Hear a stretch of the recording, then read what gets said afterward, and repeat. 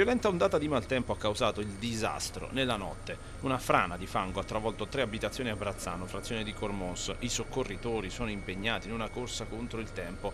Una persona è stata estratta viva dalle macerie dai vigili del fuoco e volontari della protezione civile, ricoverata all'ospedale di Udine con una frattura alla gamba. Non ce l'ha fatta il 32enne Quirino Kunert, ritrovato sotto le macerie senza vita intorno alle 17:30 dalle squadre di soccorso. Ancora dispersa l'83enne Guerina Scoccai. È rimasto in pigiama, Cesani, tutto ha perso. Ha perso tutto quanto, la casa distrutta. Demolita al suolo.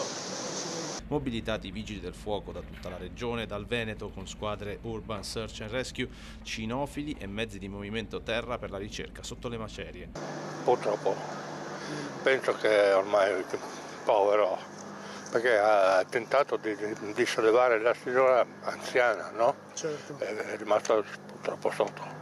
A Cormons sono caduti 152 mm di acqua in sole 6 ore. Il locale stellato di Vencò è stato invaso dalle acque del fiume Iudrio. La chef Klugman ha lanciato un appello drammatico per i soccorsi, ma la strada era interdetta per un'altra frana, cosa che ha tardato l'intervento della protezione civile. Disgrazia questa che è. Ormai la mia casa è andata. Ho avuto paura? Io ero a lavoro, sono stato chiamato per andare a prendere il cane che la mia vicina è subito intervenuta.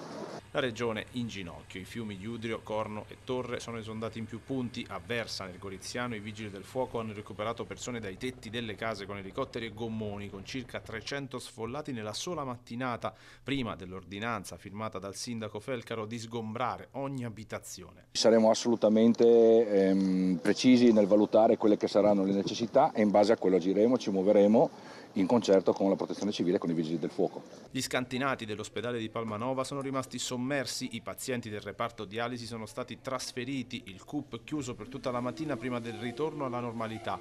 La strada regionale 56 tra Cormons e San Giovanni al Natisone è rimasta interdetta con la chiusura del ponte tra Medea e Chiopris.